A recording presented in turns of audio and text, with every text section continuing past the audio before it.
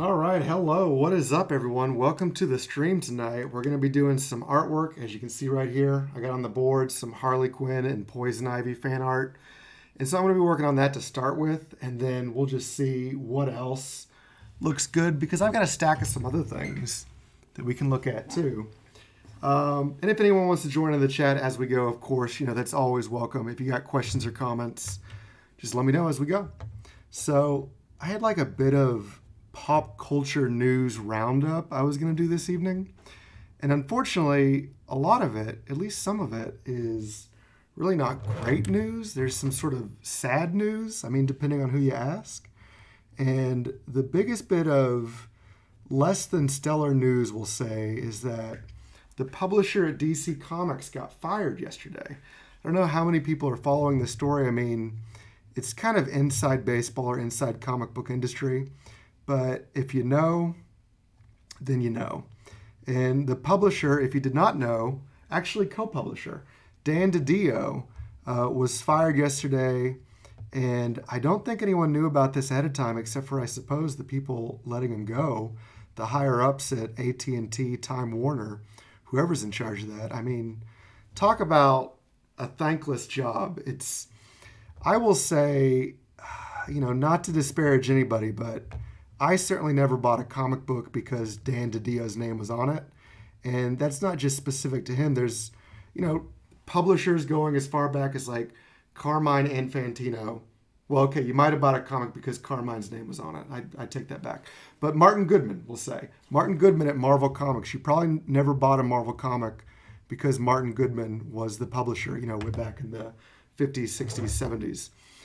You're probably way more likely, like I am, to buy a comic book because of the creative people involved. And this is not to say as well that Dan DiDio is not a creative person. He's a writer himself and he's written some comics. But, he's not, I just want to be careful because, again, I don't want to be mean. It's not like he's watching it, I'm sure, but there's been a lot of people who have been fairly critical of the man the last day or so. It's like, let's jump on him. Let's pile on because this guy has been let go and we didn't agree with his business practices or the way that he was running DC or choosing to publish comics over the last almost decade. He was there. Mighty, hello. Mighty's in the chat. What's up, brother? Is what Mighty's saying, and I'm saying what's up right back at you. It's good to have you here. Thanks for joining in so soon. So we're talking about Dan DiDio, the publisher at DC Comics. Co-publisher, actually. Just got fired, so they got one remaining publisher, but will it stay the same guy? If you did not know, the other current publisher, or co-publisher, now maybe solo publisher, is Jim Lee, the artist who has moved millions of comics himself as an artist. So you might think, well, is that better? Like if we've just got a guy who we know can move comics just on name alone, is it better that he's the guy in the publishing seat now? And I don't know, because it's a different skill set. Being able to draw a comic, being able to write a comic, being able to create a comic that will get sold is a little different from being the publisher at any company. And from what I gather, I've never been a publisher myself, but from what I gather, a lot of the job is keeping three separate groups happy.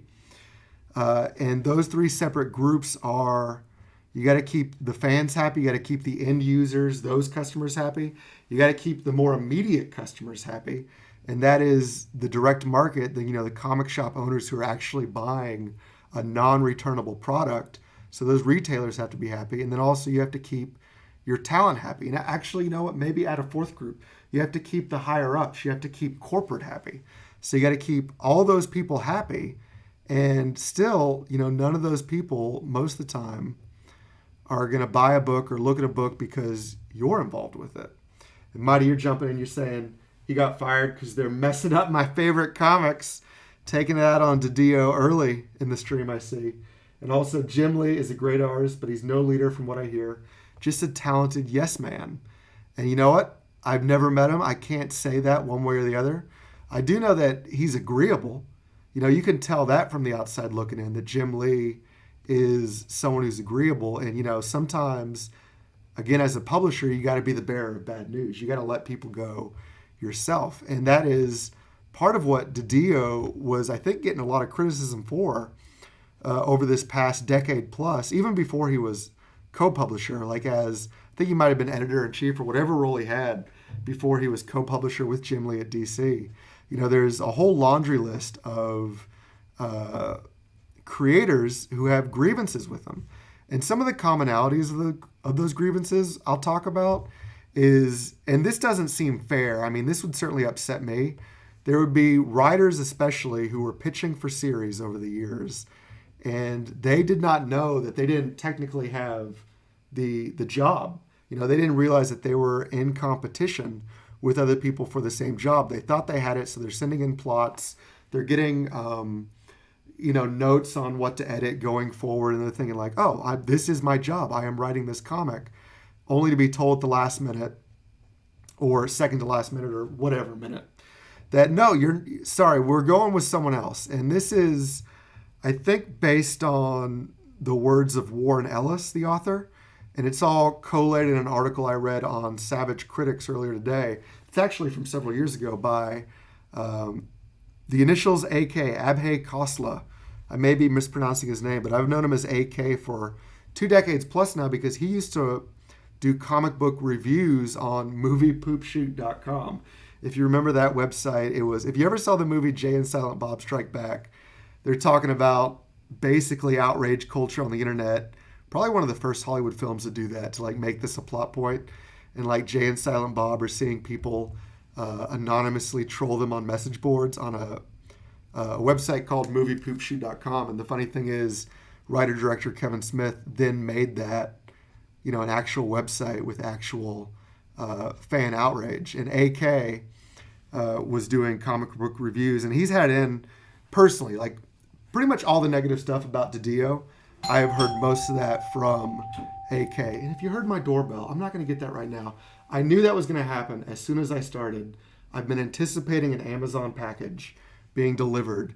It was literally 2 stops away for an hour.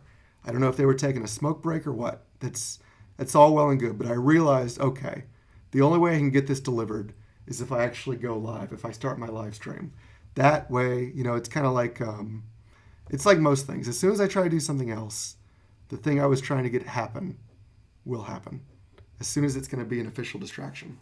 But anyway, back in the chat, Mighty's saying, you're going off image stories for Jim Lee from Rob Liefeld and Brett Booth and other guys. I love Jim Lee's work too. He's awesome. Never saw it. I'll check it out. I forget what I was talking about 3 minutes ago that you said you were going to check it out. Moviepoopshoot.com, probably that website. And he said I thought it was my doorbell. Anyway. That's funny. So yeah, it's like, speaking of Jim Lee, I think you can't get to, I don't know, it's like you got to be a couple different things if you want to be a success in any industry, especially creative industry. And some of those things, you got to have the goods, you got to have the talent.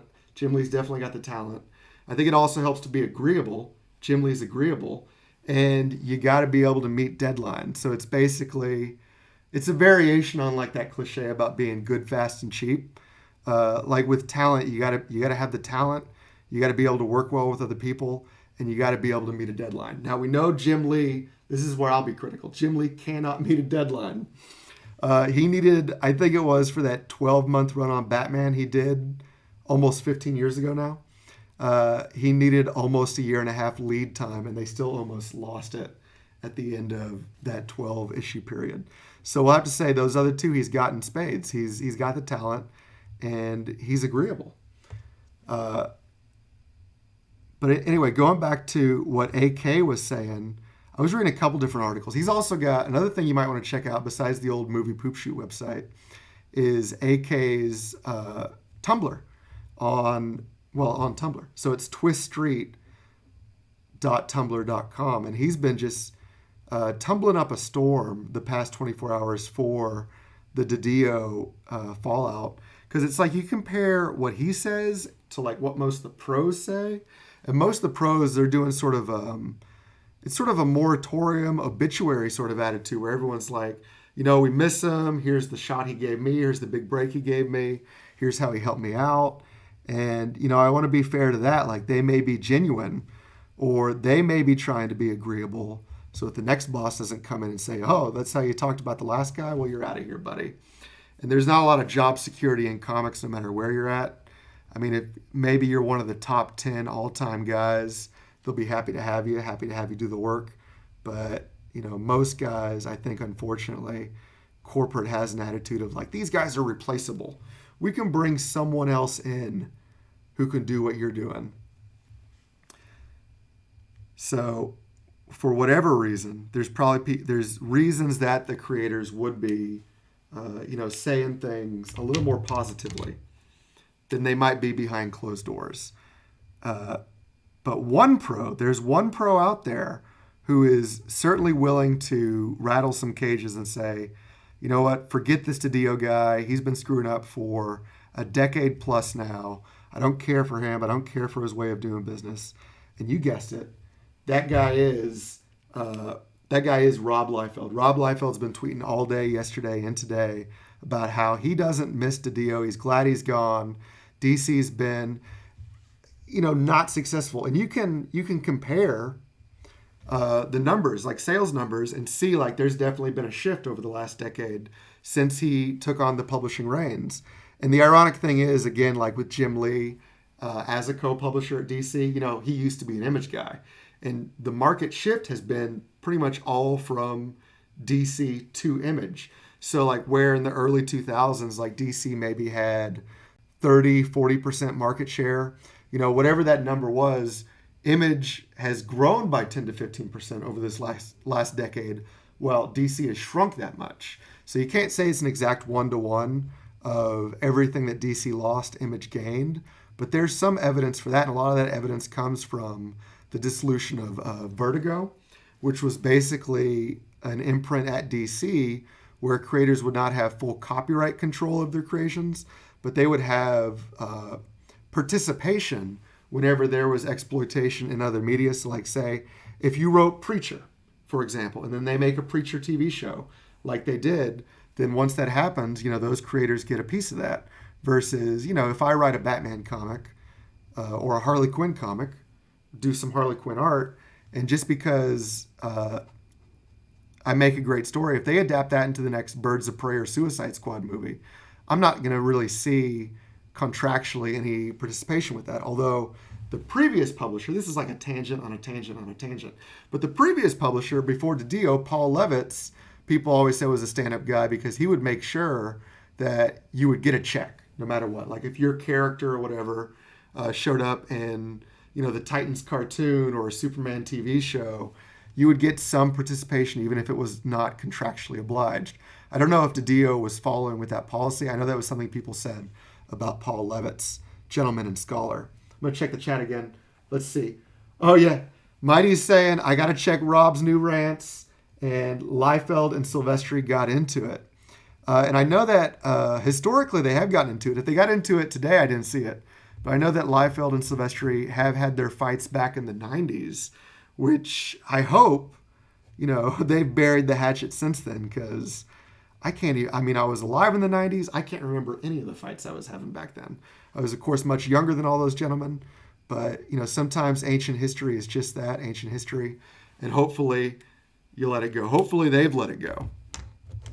Because I know, again, going back a bit, this is a little different from the DC thing, but if this is where the conversation is going, I'm more than happy to talk about it. Liefeld and Silvestri at Image back in the 90s they had competing studios under the same publishing banner of Image, and that works well enough most of the time. But Silvestri accused Liefeld of trying to poach talent, essentially. And the way he would do that is he would have the guys that were working for him, like Matt Hawkins, whoever else, call up, at Top Cow and, try to get a hold of the artist and be like, hey, can Michael Turner, for example, I think this is the example that really got people upset. Is Michael Turner available? Can Michael Turner come out and play? Will he come do some Evangeline comics for us? And this is actually, Matt Hawkins gave me confirmation of this in person. I talked to them about this at a convention one time. And it's also an interview he did with George Coury in the Image interview book. I forget the full title, but it's Khoury, the author's name for the interviews. And he talked about like he got cussed out on the phone by Silvestri, being like, "Don't you ever call here again," and stop trying to steal my artists, et cetera, et cetera. And then eventually, I think that same year, for other reasons, Liefeld left Image Comics and set up his exclusive publishing shingle, Maximum Press, and then Awesome Entertainment, which lasted for a year or so. Unfortunately, because I loved those comics back in the Awesome Entertainment was one of the biggest disappointment stories in my young comic reading life because they had everything. They had Alan Moore. They had Jeff Loeb, who I'll come back to in a second. They had all the best artists. They had Brandon Peterson, Jeff Matsuda, Gil Kane. I think some of his last published work was with Awesome. Stephen Platt at the time, Liefeld himself, Ed McGuinness, Steve Scroce. I always forget how to say his name. I don't even know. I'm so sorry. But they had the best. They had the absolute best roster in the field. They lost the funding. And then also, as it came out this last year, I did a previous YouTube video on this. Liefeld, in this same deal, ended up losing his copyrights for some of his biggest characters like Youngblood. He sold those off, which is sad. And, that's a whole different story. But like I was saying, so back to the publishing fiasco at DC right now. We got DiDio is out. Who's going to be in? If it's not Jim Lee, I think it might still just be Jim Lee. But Rob Liefeld, talking on Twitter today, I think had an excellent suggestion. And his suggestion was Jeff Loeb, previously of Awesome Entertainment. He's worked for Marvel for decades plus at this point. And he's written some really great DC books like Batman The Long Halloween and Superman for All Seasons. And then he worked with, again, speaking of Michael Turner, he reintroduced that Kara Zor-El. Am I getting that right? The Kryptonian name for Supergirl. That version of Supergirl was reintroduced post-Crisis in the Superman and Batman comic that he did with Michael Turner. How long ago was that now? I think almost 15 years or so, maybe even longer. So he's done some other books that are maybe not as great as all that, but those are like the hits. Those are the greatest hits by Jeff Loeb. So Rob's saying this guy should be publisher. And you know what? All things considered, I think that is an incredible choice. Like, you want to give it to a guy who understands what it takes to make comic books. So if he's got some writing chops himself, that's always helpful for an editor or publisher, I think, to have some understanding of what goes into the job that you're asking the people to do. And hopefully you've got some experience with it yourself. So he's got that, but he's also, more importantly, Jeff Loeb. I mean, there's negative ways to spin this too, but I'll just say he's a very friendly guy, and he's very much into networking. So you want a guy who's friendly and is into networking, and that's Jeff Loeb to a T. And I have, again, some bizarre personal experience with this. My anecdote as a fan is that I was on, again, back in the 90s, an email list for the Awesome fan club. I think it was called the Awesome Army. And like, Jeff was keeping up with this email list. Like, Rob's doing other things, Alan Moore's doing other things, but Jeff is just like, his fingers on the pulse. Like, he was there with the fans. I remember talking to us through this email list and like going back and forth with us all the time and like keeping track of what we wanted in the Awesome comics and what we wanted to see. And like, I just knew early on, okay, this is a guy who he gets what it takes essentially to climb the ladder. And I wasn't even thinking in those terms at that time in the 90s, but that's definitely a guy who gets it. So I want to say Jeff Loeb should be publisher at DC. And I also think, I wouldn't say he got a raw deal, but he maybe did not get the deal he wanted, because I think he really wanted to work in the Marvel Cinematic Universe and like work with the studio features that were getting put out. But he kind of got, I don't want to use the word relegated. I just, again, don't think his first choice was being at Marvel TV. I think he would have preferred Marvel movies, the Marvel Studios. But he has been basically, I don't know, president or CEO or something, some high title at Marvel Television for a while now. So he's also got that sort of experience with Hollywood. And he's also got, I forget what the movie is, but he's got, a screenplay credit going back to the 80s. It's not Firestarter or Firefly or Firefox. It's something Fire. All I remember is that, and I think it was actually, no, I have no idea. I can't even say, but like he's got, and he may have like a credit on Commando with Schwarzenegger too. I don't know. So he's been in Hollywood for a bit. He's been in comics for a bit. I think he's got what it takes, and I don't think he would mind relocating to Burbank, which is another thing you have to keep in mind. So I'm gonna check the chat again. Mighty's saying, yeah, back then, not today, talking about the Liefeld and Silvestri thing. All the money they were making, they should have worked it out. That's the crazy thing. I'm going to stop right there just to say I know Liefeld is on record as saying that between 92 and 96, when Image started, like when he left Image, he basically banked $27 million. Nobody makes that in comics today. Nobody makes a fraction of that in comics today. So that's kind of insane to be like essentially a publisher himself at Image and to make that kind of money. And he's also on record saying he hooked up he basically said, like, I hooked people up. Like, that's his quote for the people that were working for him. And it's, almost definitely true. And I think Matt Hawkins has seconded this too. He's talking about it's crazy. He would hire all these young artists who had never had a real job before. And suddenly they're making 6 figures a year. And that'll mess with your head. Heck, it would mess with my head now. I'll say that. But he's saying, Mighty's saying in the chat, they should have worked it out. I absolutely agree. Michael Turner, rest in peace. Absolutely. Miss him. Wish we could have seen the last decade of great work I'm sure he would have done. And you agree with me. It looks like Mighty. Jeff Loeb should be publisher. And also, one more thing. You're saying awesome artwork. Thank you. Thank you for the compliment. I always appreciate it. I may move on here. I might want to try to do a variety of pages tonight. Even if I don't finish anything, just show Mighty, you, and anyone else that's tuning in what I've been working on lately. I just thought while we were talking about DC, this might be a good connection. Even though this is just straight up like Saturday night sketching, and I didn't really have like a good topic or framework for, what's going to be the subject matter of the whole video. I knew I wanted to go on and draw while I get to chat with some people, which is always fun. But this is like the 3rd week in a row of me coming on and saying like, I have not seen Birds of Prey yet. So this is week 3 of that. It's who knows how much longer it's going to be in the theaters. And I keep skipping other movies too. My lovely wife and I, Alana, we have now skipped. We probably weren't going to see Sonic the Hedgehog, but we didn't. That held true. We weren't going to see it and we didn't see it. I might see it when it comes to a streaming platform in a year or so.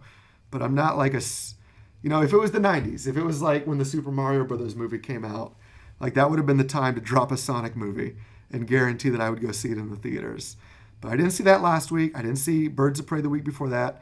And this week, so far, even though I have some vague interest, I have not gone out to see Harrison Ford in Call of the Wild, which I want to come back to that and talk about that in a bit because there's some interesting animation pedigree there, but I'm not sure I've worked out everything I wanted to say about the DC situation. Mighty's saying, you draw very quickly. I need to work on my speed. I think it depends on who you ask because there's artists in the industry who've talked about this subject. And there's a quote from John Byrne, who I'm thinking about. I'm pretty sure I read this on his message board at byrnerobotics.com. But John Byrne, very famous for a landmark run on X-Men, as well as many other things. He's basically drawn every single major Marvel and DC character in an extended run. And he's famous, or he was famous, back in the day for being able to hold down writing and drawing 2 monthly titles minimum. And his quote on this is just like, my speed is my speed is my speed.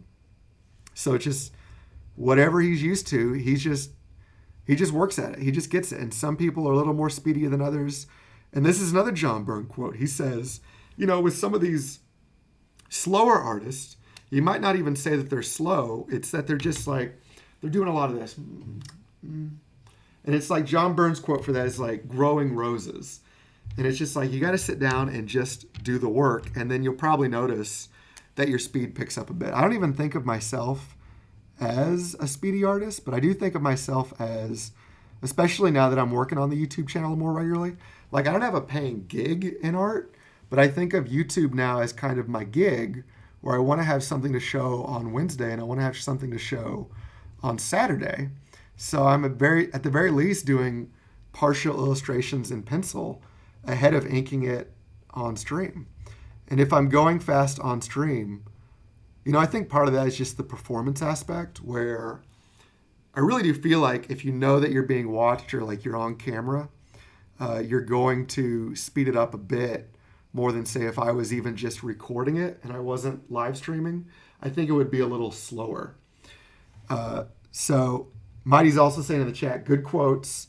And I agree. If you want more, it's fun to browse Byrne Robotics sometime, the John Byrne forum. He kind of keeps to his own personal corner of the internet and just engages with the fans that come to see him there. And I think for him too, it's been a decent amount of time since he's done any convention appearances. But he's got some good quotes. I'll definitely agree with that. Let's see. Also in the chat, Mr. Anderson in the Matrix is asking, is that Harley and Ivy? And yes, it is. And I am actually, you may not be able to tell, but it really doesn't look anything like her. I'll say that. This is a Harley Quinn illustration based in part on a photo of Margot Robbie on a red carpet somewhere wearing a dress. And I made it a little more Harley-centric. And then the Ivy pose is just straight up, I just ripped this off from Josh Middleton, one of my favorite artists. And I redrew a pose he did of Harley. And I'll give you, even though you didn't ask, I will give you a little bit of perspective tip, which I don't know a lot, but I know this. I'll get out the ruler for this one. So if you want to draw characters in perspective with each other, and I'm not saying this is perfect for these two, but you can see how, I hope, Poison Ivy exists behind Harley Quinn. So you'd probably know reasonably that if they're going to be behind, they got to be a smaller character. So to do that, what you want to do is like pick a vanishing point somewhere off over here in the distance, pick a point, and then take the bottom of the head and the top of the head from the character you've already drawn, and wherever that vantage point is going to, close it up. Like just line it up there. And that'll give you like roughly, how small you should have the head behind it. And that'll make it'll be a little better if you add a couple more characters into the same plane, so they all look kind of consistently and not just like they're floating in space. Although if it's just a space scene like they literally are floating in space, you can get away with a lot more.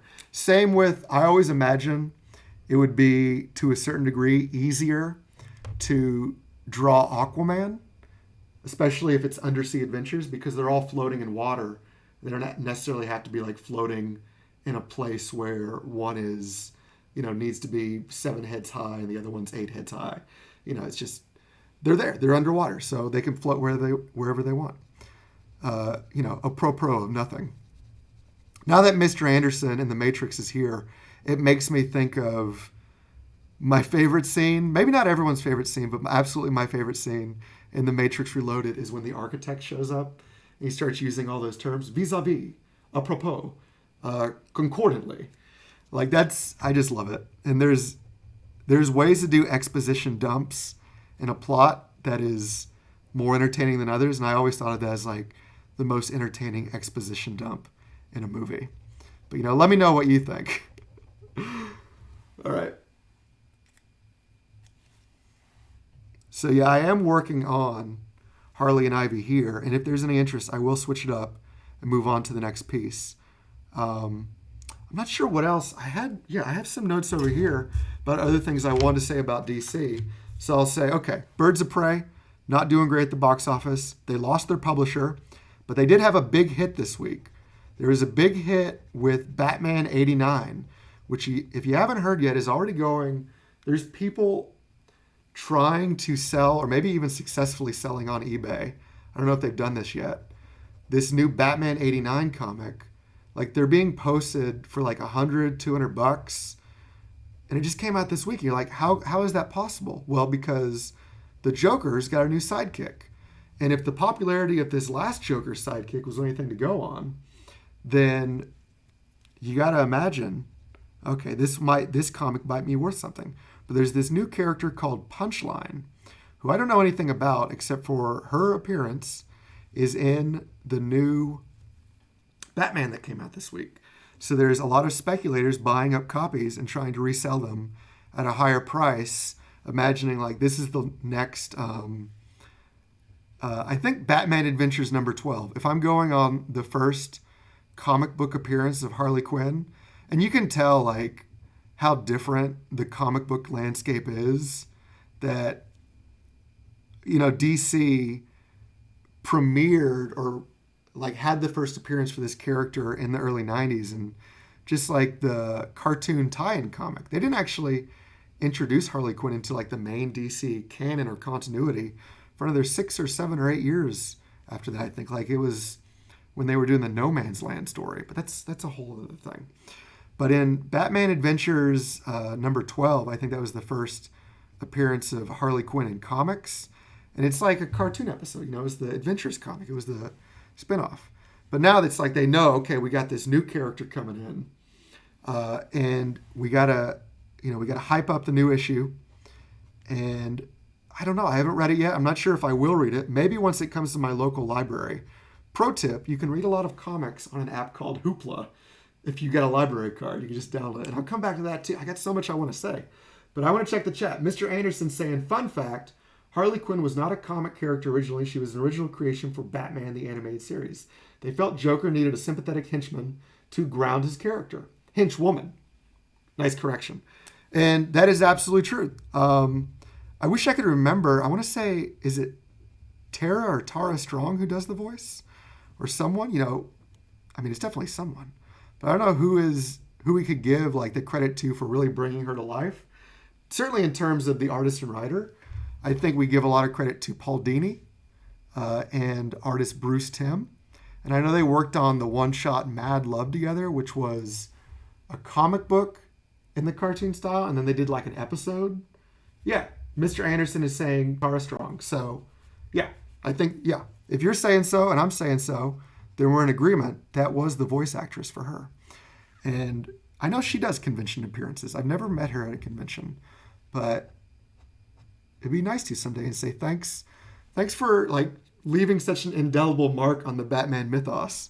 Like you really can't argue. Like one of the absolutely enduring contributions from Batman the Animated Series, besides just like being excellent overall, was the addition of this character Harley Quinn, who certainly was popular for decades, but then really just reached the stratosphere in terms of popularity. And it was a lot of it, I think we got to say, has to do, I've said this before, has to do with that costume they gave her, which, again, credit to Rob Liefeld for pointing this out on Twitter. That costume in the Suicide Squad movie is pretty much a Debbie Harry outfit. Am I getting that name right? The singer? Blondie. I think that's right. Debbie Harry is Blondie. Zafiro Arte says, I might be pronouncing that incorrectly. I'm so sorry if I did. But he's saying hello, so I'm saying hello back. Welcome to the chat. We are drawing Harley Quinn and talking about, well, I guess I've kind of moved into this, talking about my favorite versions of Harley Quinn. And like any other red-blooded American male, I do love that Blondie outfit that was repurposed, Daddy's Little Monster, for Harley Quinn. And I also like, this is closer to what I'm drawing now. It's not exact, but it's closer to sort of the dress skirt corset thing that she wears in the Arkham games, which were a lot of fun. It's crazy to think how long ago those were now, but I've played all 4 of those and thoroughly enjoyed them and really enjoyed the presence of Harley in those games too. I know she's definitely in the 4th one, Arkham Knight. Not sure if she's in the others. So I shouldn't say all of them. But yeah, and again, I haven't seen the new Birds of Prey movie. If anyone has seen it and they recommend it, let me know. Convince me to get off my duff and go see this movie. Because otherwise, I think I'm at the point where, I know I've said this before too in like a different video or chat. Like if I don't see a movie, honestly, preview night, that first Thursday, when they do the early releases for most movies now, if I don't see it then, there's a 50-50 shot. If I want to see it, I'll see it that first weekend. And then after that, it's like, I'll see you on home video, buddy. Not sure I'm going to make it out to the theater. There's some exceptions to that, like this last Jumanji movie. It was a couple weeks in before we got around to seeing it. But most of the time, yeah. If I don't see it early on, I just don't see it. And the next one I'm definitely in for, I've already got my tickets for Dolby Cinema, best 4K presentation, to go see Fast and Furious 9. I'm very hyped about that. But everything else, it's like, we'll see. We'll see when it gets here. So checking on the chat again, Mr. Anderson saying they were having a hard time finding a suitable character to ground an insane Joker in this new serious take on Batman in the animated series. They were considering not including him until they created Harley. That's a good point. I'm not sure I had heard that exact interpretation of it before, but that is a good point. Like, and I'm glad they did include the Joker because, of course, the Mark Hamill version of the Joker, a lot of people will think of as the definitive voice, and who am I to disagree? I think Mark Hamill is an incredible Joker for sure. So I'm glad they got him in there. And slight tangent, but if you want like a crazy old Mark Hamill movie, you know, Luke Skywalker, the Joker, what else is he known for? Mark Hamill movie that I'm sure you've never seen before. Maybe you have, but you got to check out this movie from the 70s called Corvette Summer. Corvette Summer starring Mark Hamill. It's, if you can find like a DVD or something of it for a reasonable price, you got to check it out. It's entertaining. I don't really want to say too much else about it. Okay, I'll say a little bit else about it. It's just Mark Hamill, his Corvette gets stolen. He's got to go find it. It's kind of like Pee-wee's Big Adventure in that sense. Like Pee-wee's bike gets stolen. He's got to go find it. But what else we got in here? Mighty's saying, I'll wait till Birds of Prey comes on HBO. Yeah, there's a good bet it will too. We know like Time Warner, I think, owns HBO. I'm pretty sure that's it. AT&T owns HBO, and they also own, of course, Warner Brothers. So there's a good shot that it will show up on HBO. And you know what, Mighty? It's likely going to be the same for me. That'll likely be when I check it out as well. So, sorry, Margot, if you're watching the stream tonight, I probably won't go support your movie in the theaters. Maybe, I don't know. Mr. Anderson saying, it's pretty good. So you did see Birds of Prey. Not your typical superhero movie. It's an art house film. That's interesting. That actually makes it sound more appealing to me. Now I want to check it out. Now I take it all back. I'm going to go tomorrow. I don't know. Maybe. We'll see. No promises. A lot of that depends on if I can convince Alana to go. Although I don't think that'll be difficult. I think she wants to see it too. And then I think I'm mostly caught up in the chat. Azette's joined. Thank you. You're giving me a compliment. Wow, nice Poison Ivy and Harley Quinn drawings. Thank you so much. That's so kind of you to say. And it's nice to see you too. Glad you're here. So this is always difficult. I should say. Like I want to do these eyes, but I don't want to screw it up.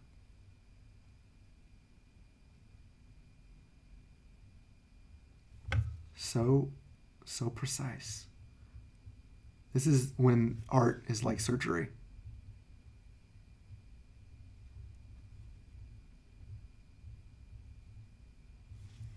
All right. Pretty good.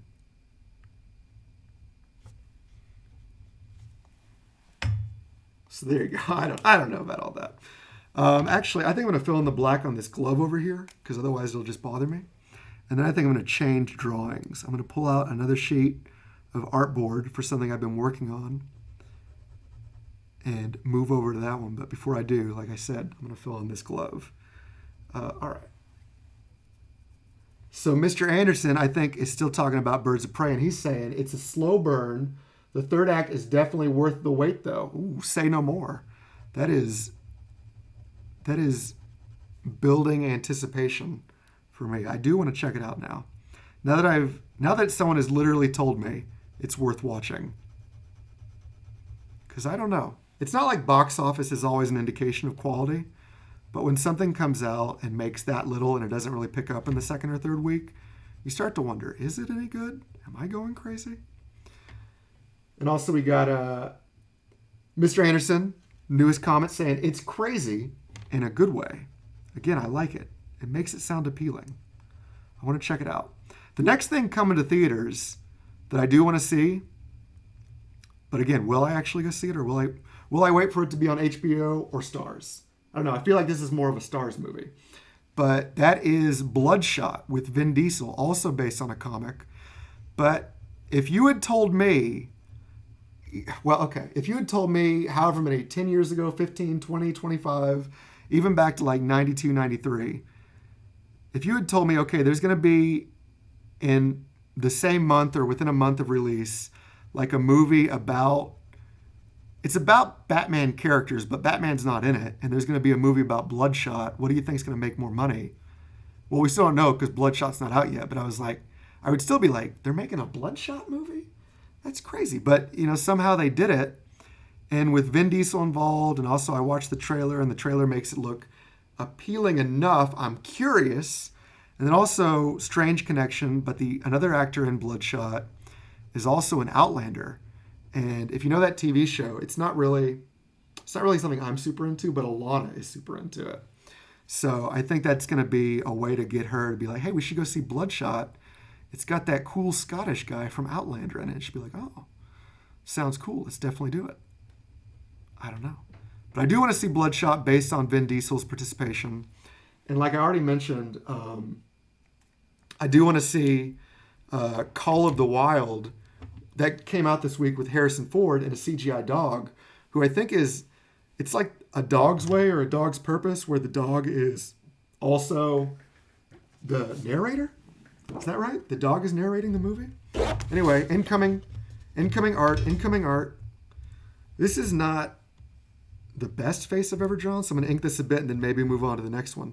But I wanted to have truth in advertising because this anime face is in my thumbnail. Like this character, let me scoot this over a bit. Yeah, and then we can still have Harley there. That's good.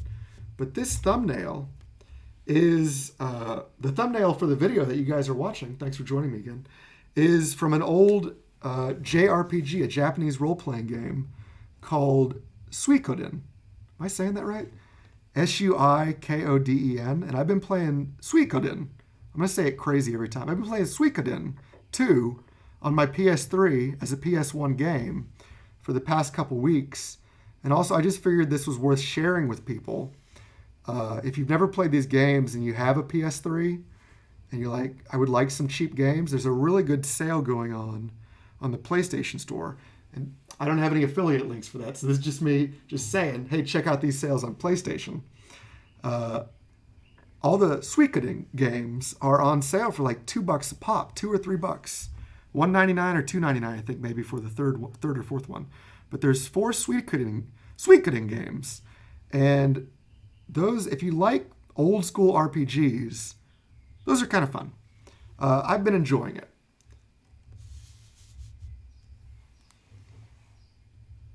But I don't know. So this is a character from that game called Nina. And Nina in the game, there's this crazy part, and it's like, this is what I like about the game is I haven't looked up spoilers, even though it's like 20 years old.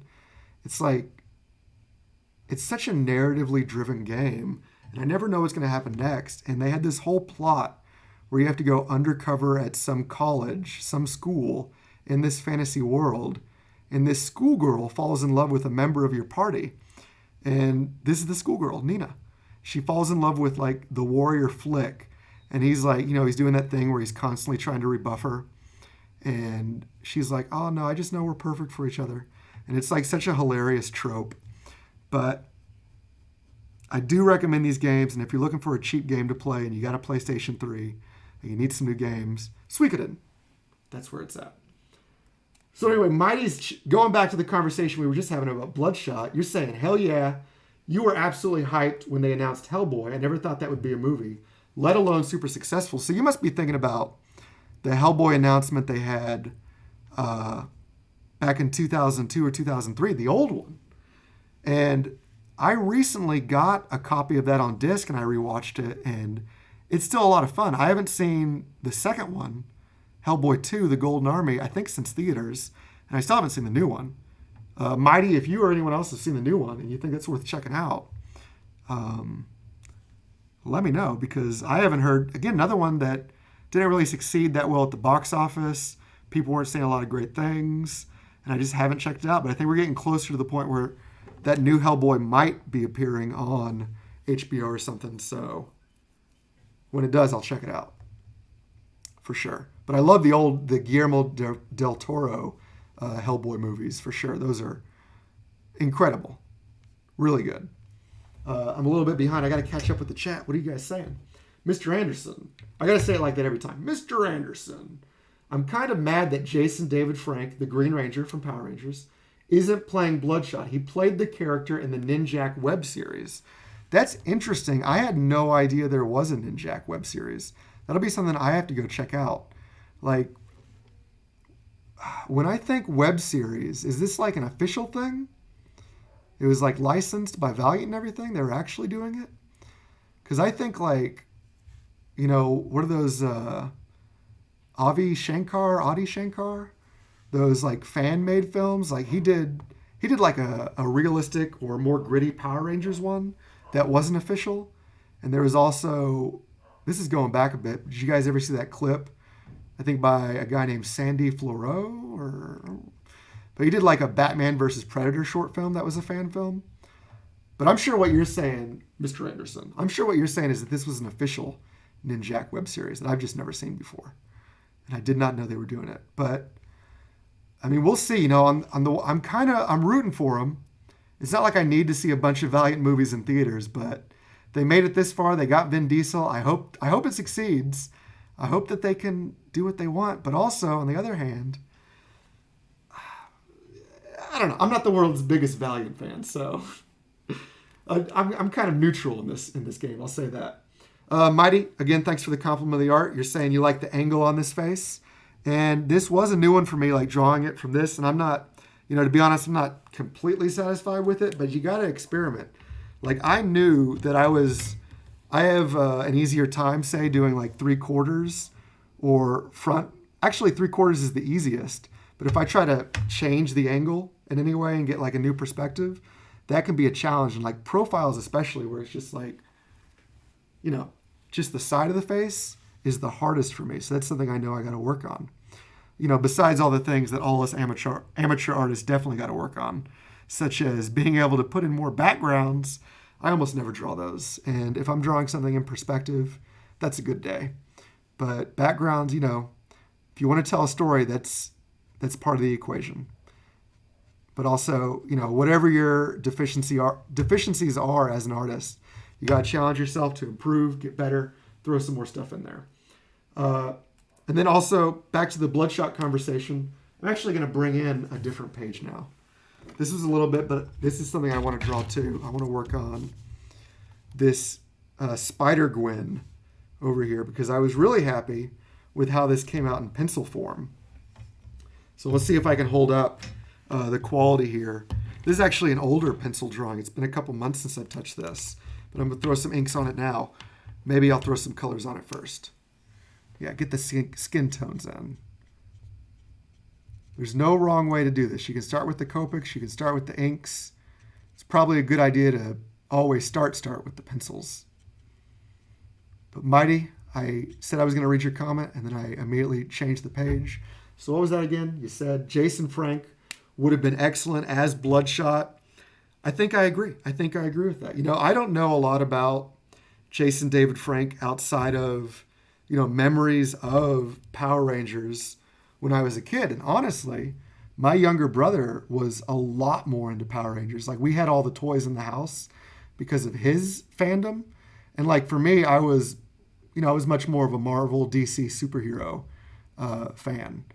But, because my bro was so into it, I do know a bit about Power Rangers. And I got into it later, honestly. Like when they were still doing like the continuity of the show from season to season, they'd be like, okay, here's the new kids, but they're replacements for the old kids, which is, I think we all know, different from in Japan when they do, what do they call it, the Sentai shows.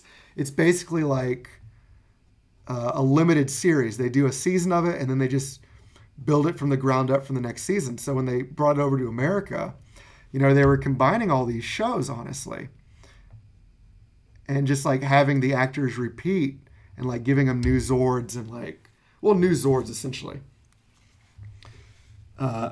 And then they stopped doing that. I got more into it by the time Turbo, so that second movie, Turbo, a Power Rangers movie, that came out.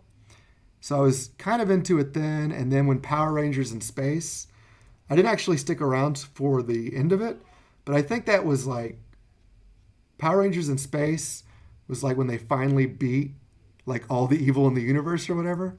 And so then after that with like Dino Force or SPD or whatever they were doing, they started doing it more like the Japanese originals where they were just, doing a new season and a completely new show for each season rather than just like continuing from season to season.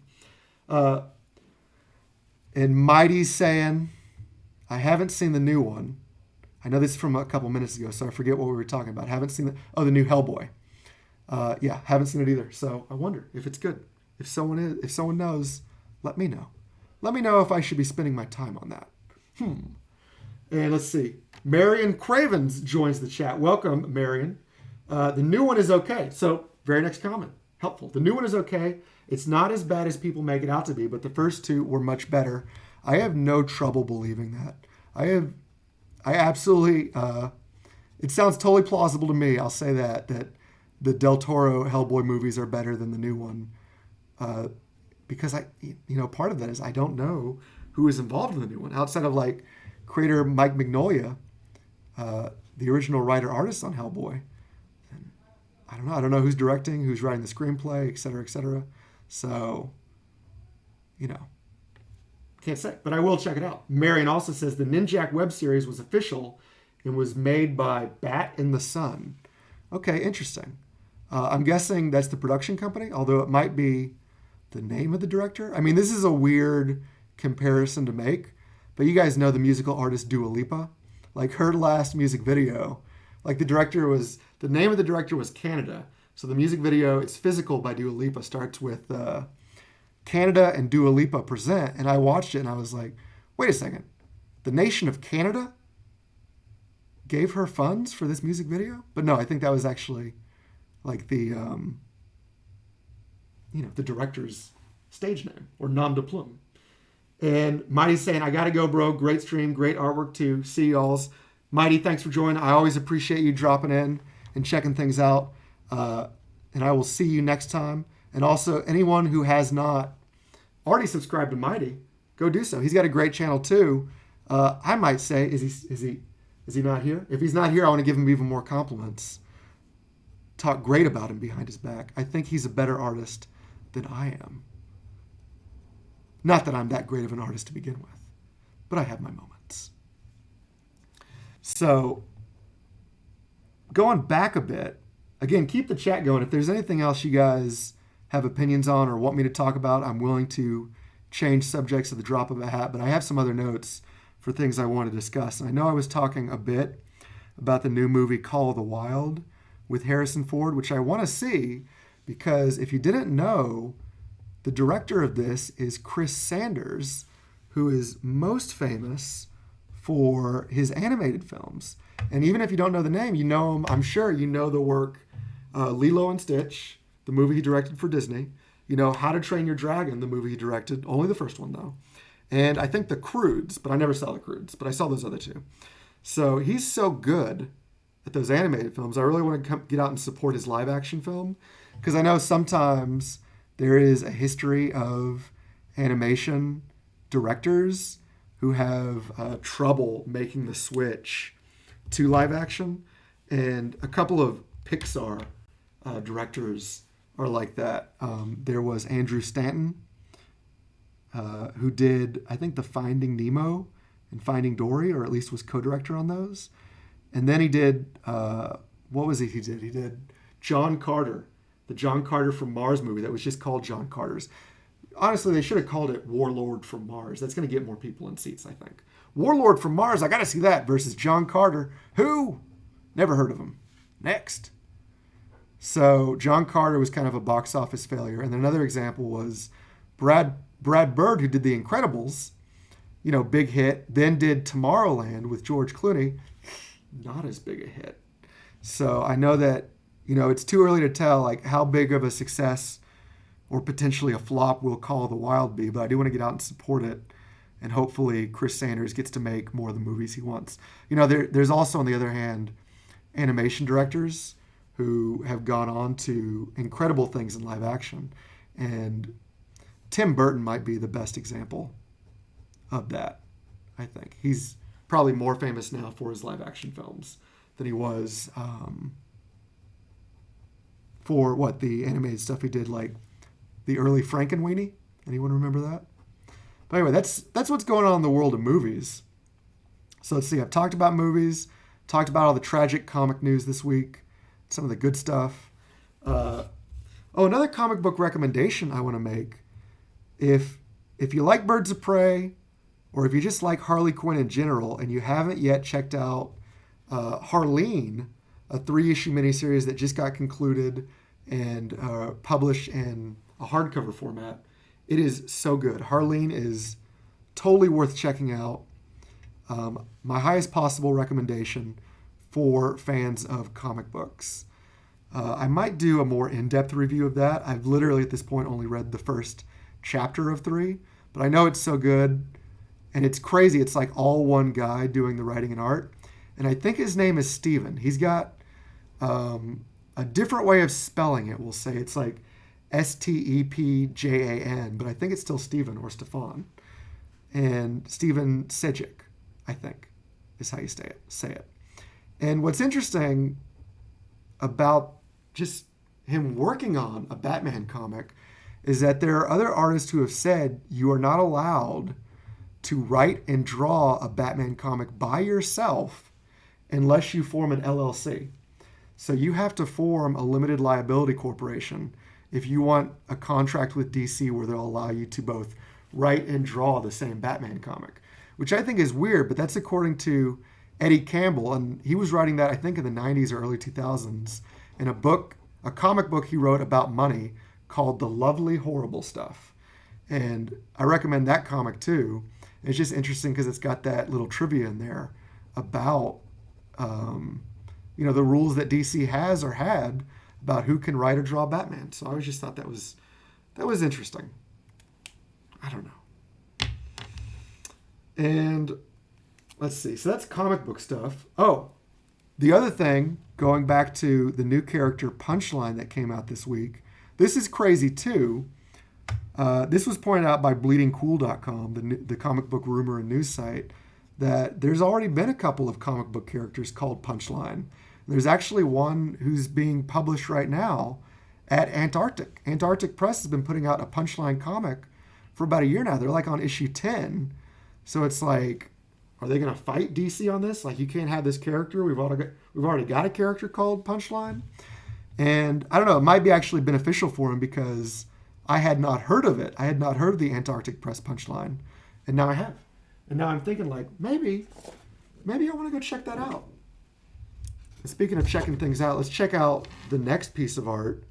Let's ink a bit of this Wolverine too. This might be, I think, the final thing I'm going to work on this stream tonight. I'm just going to do a bit on this Wolverine, see how much more interest there is in the chat about what you guys want to talk about. And then I'll call it. But that could be any time between now, 10 minutes from now, an hour from now, 5 hours from now. We'll just see how it goes. But I like to do an hour at least, and I've had a great chat so far. So I appreciate, if that's all the interest I get tonight, that's more than I deserve. You guys have been great to chat with.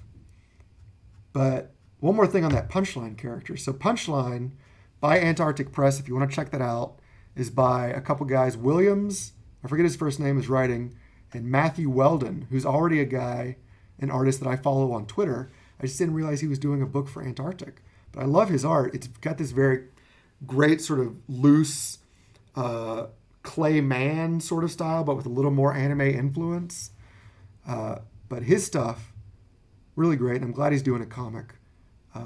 So I got to check out that Punchline. And I probably will check out that Punchline before I check out the DC Punchline. Let's see. Anything else here? Anyone care about Westworld? That was like the TV news I wrote down. It's like, oh, Westworld Season 3 is coming out. And here's my theory. Potential spoilers based on my fan theory It's like, it looks like the robots are loose. All the robo cowboys are out in the real world. The real world, right? But here's what I'm thinking.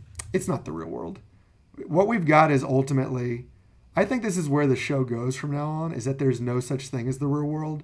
It's just like layers of an onion, or more honestly, like layers of a Skinner box. And I'm thinking this is just like the park for robots. So we're in Futureworld. That's what I'm thinking. That's my theory. So let me know if you agree or if I'm just talking crazy. But I, like many, loved that first season of Westworld, and I gotta give, I think, most of the credit to Anthony Hopkins. He's why I loved that first season, and everyone else. Well, they were still there in season 2, but season 2 was not what it could have been compared to season 1. And I think a lot of that had to do with the huge lack of Anthony Hopkins.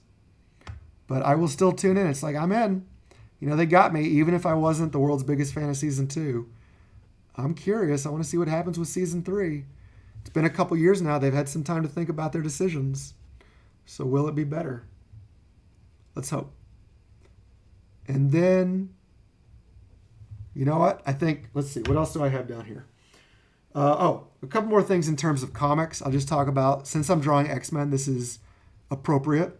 With X-Men next week, it looks like there's a bunch of different comics coming out. And I've been trying to review X-Men comics every Wednesday morning, and I do it live in the morning, even though I know that live in the morning means that there's probably not going to be as much of an audience there. That's certainly what I found out. But that's okay. I like talking about it early, right after I read the new comics. But I'm wondering, what X-Men comic should I review this week? Here's the options. X-Men 7, X-Force 8, New Mutants 8, X-Men and Fantastic Four #2, and then a Jean Grey and Emma Frost special. And I am at this point leaning towards maybe doing a review on the Jean Grey and Emma Frost special, or, you know, doing my usual and reviewing like just issue 7 of X-Men, the main title. So if anyone has any opinions about that, let me know what you think, if there is a preference for what I should review for those, knowing that it probably will be an X-Men title. And Marion's jumping in saying, I am behind on the X series of comics. I loved House and Powers. I did too, and I did a whole series of reviews on those. If you haven't seen those, I would, I politely ask that you go back and check out those review videos I did. And I've been keeping up with all the Dawn of X series stuff. And there's been some hits or misses. I'm curious. Well, you say you're behind. You loved House and Powers, so probably you'd really like the new X-Men series by the same writer, Jonathan Hickman, and new artist, Lionel Francis Yu. I think they're doing great. And then other people are saying that one of the better ones besides that, I think, is Marauders. And that has its moments too. But if you could only get one, I'd say go with X-Men proper. But I agree with you. House and Powers was awesome. Really enjoyable read. And again, something where I was kind of kept on the edge of my seat. I didn't know where he was going with it. It almost seemed like Hickman had written himself into a corner at different points. Like, well, all the X-Men are dead. Oh, okay, they're able to resurrect. Oh, okay. But so far, so good. But I did a separate video about this, about like how many X-Men comics is honestly too many X-Men comics. Because I think it gets to the point where if every book is $3.99 day of, I mean, I know there's options like you can wait, and generally you can get like collections of books a little cheaper. But if you want to get it day of, New Comic Book Wednesday, then you could be spending, if there's, let's see, next week, 4, 8, 12, 16, $20. Just $20 on X-Men books for the week. That's an $80 or $100 a month. I mean, that's a little much. You compare that to like if you were following X-Men. Well, even X-Men in the 90s, they were like 15 books, but they were all $1 or $2. So, you get them all then for, let's say 40 at the most. But hey, inflation, it's a killer. And Marion's also saying in the chat, I don't think I've disliked anything that Hickman has written. Avengers and New Avengers were awesome with the Time Runs Out story. I haven't read all of Hickman's Avengers stuff, but what I did read, I liked. And he wrote Secret Wars too, right? The last iteration of Secret Wars with art by, I think, Assad Ribic. I don't know if I'm saying that correct. I say all these artist names, I think, incorrectly. That's what I get for only reading them. But that was great. Secret Wars I really enjoy when I read that. The Avengers stuff he did, I really enjoyed. The last big, Marion's saying, yeah, that was him too. So I liked him on that.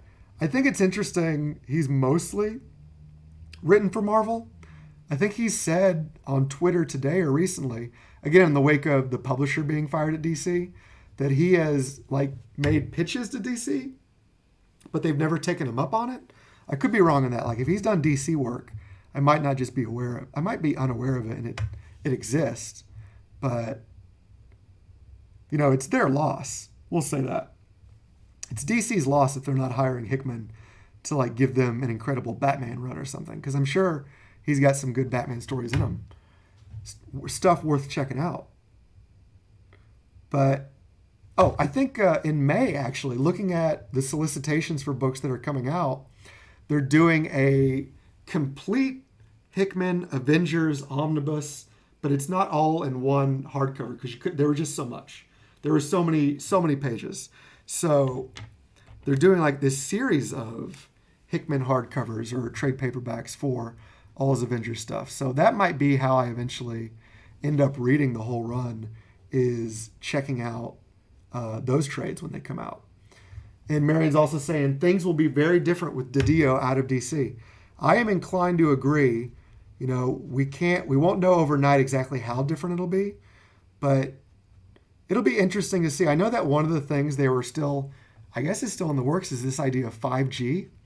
And 5G, for those who don't know, I'm not even entirely sure I know, but 5G, I think what they're saying is it's like if the DC timeline was actually running from the beginning of DC Comics, then we at this point would be in like the 5th generation of heroes. So that's 5G. Although I don't even know what it would be. It would make more sense, honestly, even if they called it G5. G5 would make more sense to me because I hear 5G and I think, what, cell phone towers? Data? It's like 4G, 5G. It just seems like such a bad idea for like, don't call your line of comic books 5G. It makes it think, maybe that's an AT&T thing. Like AT&T owns it, like 5G, like the cell phone towers. Integration, synergy, profit. Possibly. Who knows? But they had a preview of that, I guess, in Wonder Woman 750. There was a 5G story with art by Brian Hitch and I think written by Jeff Johns. And I think the launch for this officially for all of it's going to be in October. But will they still do it? I don't know. You know what I always thought? This is me playing armchair publisher. But I always thought, okay, here's what you do. Number one, like if I dislike DiDio for anything, like I don't even know if I'm supposed to blame him for this, but if I dislike him for anything, I will blame him for this. I'll say I really dislike that they renumbered Action Comics and Detective Comics and all the other high-running volumes of DC. I think they should have just kept the numbering. Like when you're at issue 900 plus of Action Comics, you don't relaunch it the next month with issue 1. You just don't do it. Call me normative, say I have a lack of long-term orientation, say that I like tradition, say whatever you want. And maybe it's true. But I think that's your tradition. That's your tradition that you keep. If you made it that far, you've been publishing Action Comics continuously every month since April of 1938. Don't stop me now, okay? Because I'm having a good time. And that's, my biggest issue. And that was like the New 52. They relaunched everything at a number 1. So again, armchair publisher for me, I would say, okay, not only that, but also when you've got these like successes, you've got these legacy characters like Batman and Superman, don't confuse new readers by having all these different comics or versions of them and nobody knows what's going to be the good one. Just put out, Batman and Superman, they're huge. They deserve 2. They could have Superman, just the title of Superman. They could have Action Comics. And it's the same for Batman. You could have Batman and you can have Detective Comics. And you could have those 2 books every month. But put the best of the best in terms of creative talent on those 2 books. Don't have, don't count on Batman fans buying 15 Batman books a month, because they're not going to be there forever. And new fans see 15 books on the shelves, and they're like, I have no idea which one's the good one.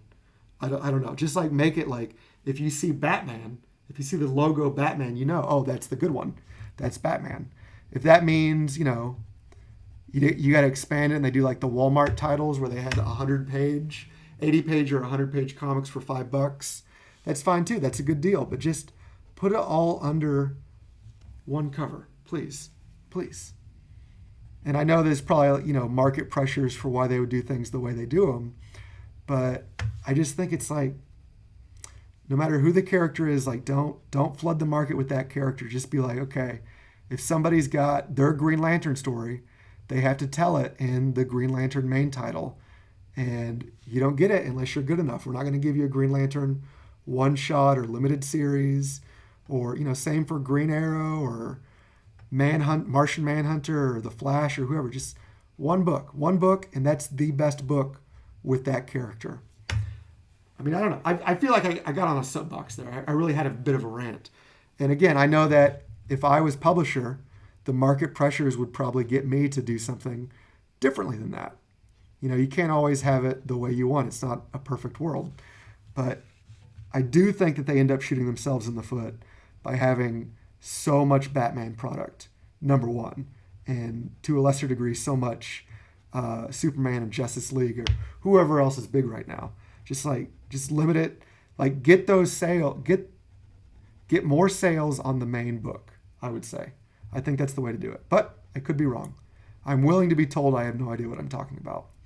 And Marion, you're saying you didn't hate DiDio, but I know he's the reason that Static is not in DC right now and other Milestone characters. Okay, you know what? I had no idea that was the case, that he was holding back bringing in those Milestone characters, which I'm a fan of some of those titles going back. Back in the day, I was reading Milestone comics. Icon, Hardware, the books by, I really like Dwayne McDuffie. Depending on who you ask, this is another big issue.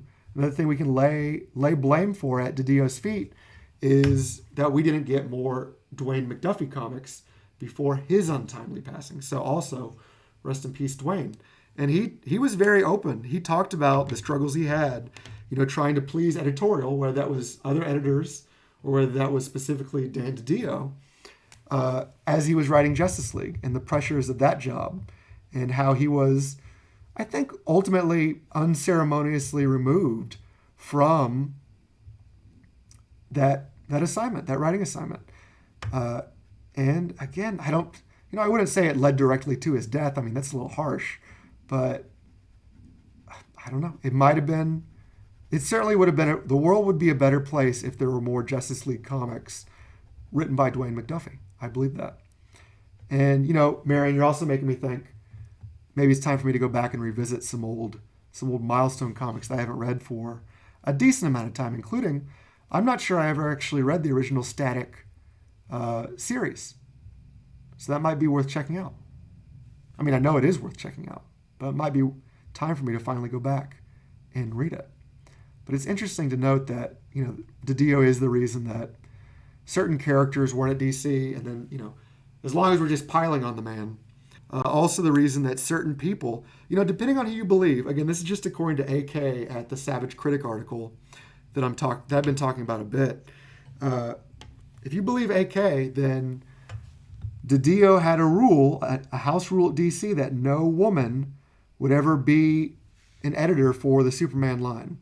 So it was like pretty much a He-Man Woman Haters Club, a no girls allowed club for Superman. But I also know there were, male writers who were told straight up, you will never write Superman. I don't think strictly by DiDio, but like they were told by DC editorial. Mark Waid has said this. Mark Waid has said he was told at some point, you will never write Superman. And, if that was DiDio, that's terrible. There's also the criticism of how he handled, questions from fans about, like, why aren't there more female writers at DC, for example? And then just being hostile to them when asked about that in a public setting at conventions. which is like, again, it's like if you're that quick to anger and you have like that sort of temper, maybe this sort of public facing job as publisher is not right for you. But we'll see. We'll see how the next guy does, or gal, or woman, depending. And then one other writer example of Dan DiDio. Again, I can't say it was strictly him, but I was saying much earlier in this stream, talking about how there were authors who were writers who were writing for DC, and they thought, oh, I'm the writer. This is my job. But they didn't realize they were actually just doing pitches. Like that was not communicated to them, that they were basically in competition. They thought they were writing scripts, but they were actually they were maybe going to be the writer. And other people were doing the same thing. So like say, for example, when they relaunched Wonder Woman the last time for DC Rebirth, I think they gave it to Greg Rucka, who had problems with DC years before that. Maybe for DiDio-related reasons. I don't know. But Marguerite Bennett was going to write Wonder Woman, and that probably would have been great. But then she was told, whether it was last minute, last second, last month, oh no, Rucka's doing it. Sorry. Oh no, sorry. He was, yeah. It was like a tryout. You didn't get it. Oh well. So these sorts of things, that's got to be stressful too. And I have no idea if these people, while they were unbeknownst to them competing for a job they thought they had, were they being paid, or were they just thinking like, oh, the check will come in any day now? So that'd be terrible. It'd be awful to like be doing this work, and then, you did all this work and you don't even get paid at the end. Not to mention, it's the whole back of the check thing. I always like to harp on this, where it's like you sign the back of the check, and when you sign the back of the check, you're also signing away your copyright for the work. So then DC can use it in all these other medias, and you don't get a dime. So it's like, I don't know. I mean, I get the appeal of working on a character like Batman or Superman. All right, I'm going back to my original illustration now. I'm going to close it out on this. And if you didn't see the last one, this is the Batman I drew before on the previous stream last Saturday. But I'm going to do a bit more on this, and then I'm going to call it for the day. And I really appreciate everyone who's joined me and has chatted in the stream tonight. It's been great. It's been a lot of fun. And I do this every Saturday night and every Wednesday morning. It's been my schedule for the last couple weeks. And I ask, if you haven't done so yet, please consider subscribing to my channel, smashing that like button if you enjoyed the stream, tap the bell for notifications if you want immediate notifications every time I go live, and tell all your friends. There's that last one. People don't always say that. But yeah, tell all your friends too. Hey, there's this guy on YouTube. He draws comics and complains about the industry he's not a part of. You got to see it. It's amazing. And then also, any artist out there, leave a comment below. I'm always curious, or in the chat, or in the comment after we're done being live. I'm always curious, what are other artists up to out there? Whether you're on YouTube or Twitter, you can hit me up on Twitter. Links on my channel page there. And yeah, that's pretty much my availability. But like I said, I appreciate everyone joining in here tonight. And this isn't exactly the perfect stopping point for this art. There's certainly more to do on it. But I will say, I think that is going to be it for me tonight. So one last time, everyone, thanks for joining me. Make sure you subscribe. Make sure you smash like. And I will see everyone next time. See you later.